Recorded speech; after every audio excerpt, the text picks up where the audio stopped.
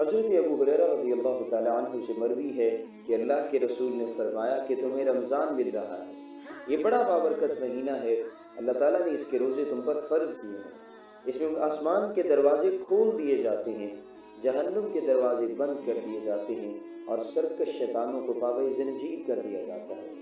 اس میں ایک ایسی شب ہے جو 1000 مہینوں سے بہتر و افضل ہے۔ جو شخص اس بابرکت رات کی فضیلت و خیر سے محروم رہ گیا تو وہ واقعی محروم ہے۔ صحیح وغیرہ مسند احمد و نسائی و بیہقی۔ حضرت ابو ہریرہ رضی اللہ تعالیٰ عنہ سے روایت ہے کہ اللہ کے رسول صلی اللہ علیہ وسلم نے فرمایا، جب رمضان آ جاتا ہے تو آسمان کے دروازے، ایک دوسری روایت کے مطابق جنت کے دروازے اور تیسری روایت کے مطابق رحمت کے دروازے کھول دیے جاتے ہیں، جہنم کے دروازوں کو بند کر دیا جاتا ہے اور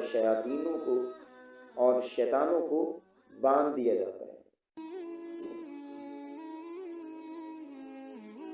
حضرت ابو ہریرہ رضی اللہ تعالیٰ عنہ سے مروی ہے کہ رسول اللہ صلی اللہ علیہ وسلم نے فرمایا، ماہ رمضان کی پہلی شب کو شیطانوں اور سرکش جنوں کو باندھ دیا جاتا ہے، جہنم کے دروازوں کو بند کر دیا جاتا ہے، پھر پورا مہینہ کوئی دروازہ نہیں کھولا جاتا اور جنت کے دروازے کھول دیے جاتے ہیں، پھر پورے مہینے اس کا کوئی دروازہ بند نہیں ہوتا اور ایک منادی پکارتا ہے کہ اے بھلائی کے متلاشیوں، طلبگاروں، آگے بڑھو، محنت کرو، اور اے برائی کے متوالو، باز رہو۔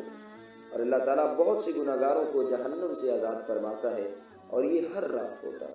صحیح ترمذی و ابن ماجہ۔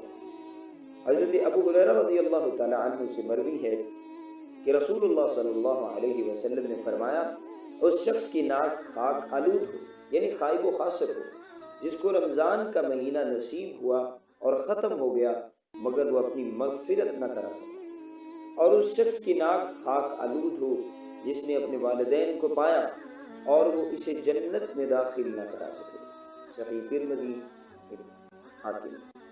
آخر میں دعا ہے کہ اللہ تعالی ہم سب مسلمانوں کو اس ماہ مبارک کے فضائل سے مستفید ہونے کی توفیق بخشے اور ہمیں جہنم سے رہائی دے کر جنت الفردوس عطا فرمائے۔